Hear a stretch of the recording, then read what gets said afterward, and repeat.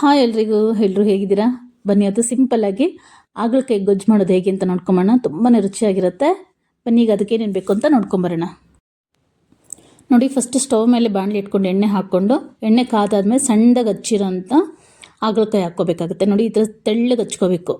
ಇದನ್ನು ಹಾಕ್ಕೊಂಡು ಚೆನ್ನಾಗಿ ಹುರ್ಕೋಬೇಕು. ಇದನ್ನು ತುಂಬ ಚೆನ್ನಾಗಿ ಕ್ರಿಸ್ಪಿಯಾಗಿ ಹುರ್ಕೋಬೇಕು.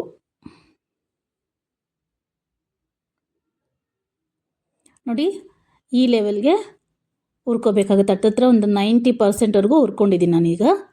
ಬನ್ನಿ ಈಗ ಅದಕ್ಕೆ ಮಸಾಲೆ ಏನೇನು ಬೇಕು ಅಂತ ನೋಡ್ಕೊಂಬರೋಣ. ಹುಣಸೆಹಣ್ಣು ತೊಳೆದ್ಬಿಟ್ಟು ನೆನೆಸಿಟ್ಕೊಂಡಿದ್ದೀನಿ.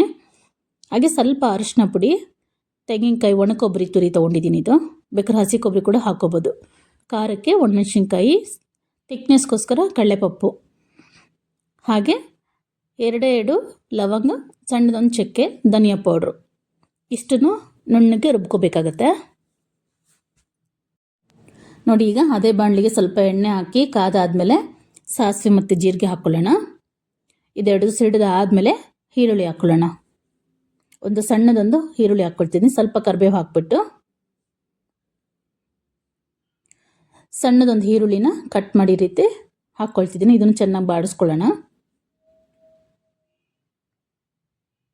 ನೋಡಿ, ಇಷ್ಟಾದರೆ ಸಾಕಾಗುತ್ತೆ. ಈಗ ನಾವು ಹುರಿದಿಟ್ಕೊಂಡಿದ್ದಂಥ ಹಾಗಲಕಾಯಿನ ಹಾಕ್ಕೊಂಡು 1-2 ಸೆಕೆಂಡ್ ಹಾಗೆ ಬಾಡಿಸ್ಬಿಟ್ಟು ಆದಮೇಲೆ ಸುಮ್ಮನೆ 1-2-3 ನಿಮಿಷ ಈ ರೀತಿ ಬಾಡಿಸ್ಕೊಳ್ಳೋಣ.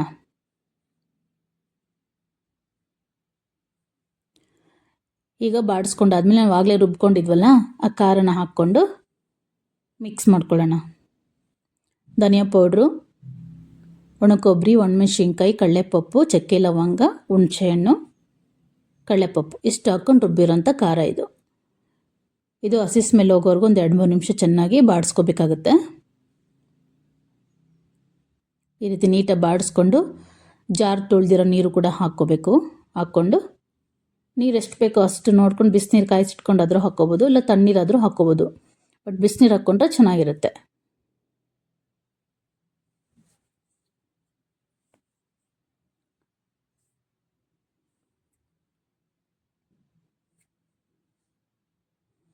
ನಾನು ಜಾರ್ ತೊಳೆದಿರೋ ನೀರು ಕೂಡ ಹಾಕ್ಕೊಂಡಿದ್ದೀನಿ. ಈಗ ಇದಕ್ಕೆ ನೀರು ಎಷ್ಟು ಬೇಕಾಗುತ್ತೋ ನೋಡ್ಕೊಂಡು ತಿಕ್ನೆಸ್ಗೆ ನೀರು ಹಾಕ್ಕೊಂಡು ರುಚಿಗೆ ತಕ್ಕಷ್ಟು ಉಪ್ಪು ಹಾಕ್ಕೊಂಡು ಚೆನ್ನಾಗಿ ಕುದಿಸ್ಕೋಬೇಕು. ನಾನು ಬಿಸಿನೀರು ಕಾಯಿಸಿಟ್ಕೊಂಡಿದ್ದೆ, ಅದೇ ನೀರು ಹಾಕ್ಕೊಳ್ತಾ ಇದ್ದೀನಿ.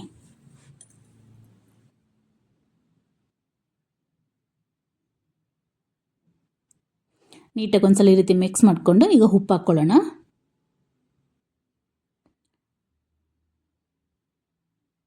ಇದು ಚೆನ್ನಾಗಿ ಕುದೀತಾ ತಿಕ್ನೆಸ್ ಬರುತ್ತೆ. ನೋಡಿಕೊಂಡು ನೀರು ಹಾಕ್ಕೋಬೋದು ನೀವು.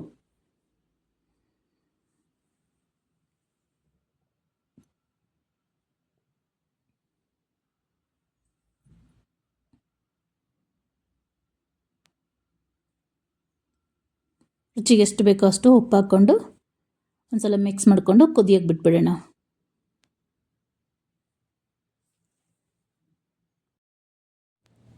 ನೋಡಿ, ಈಗ ಚೆನ್ನಾಗಿ ಕುದ್ದಿದೆ.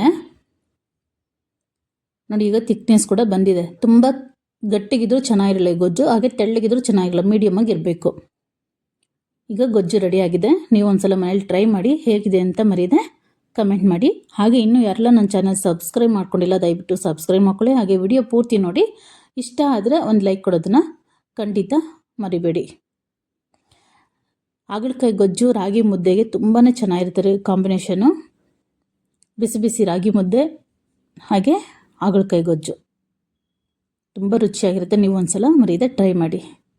Thank you for watching. Bye.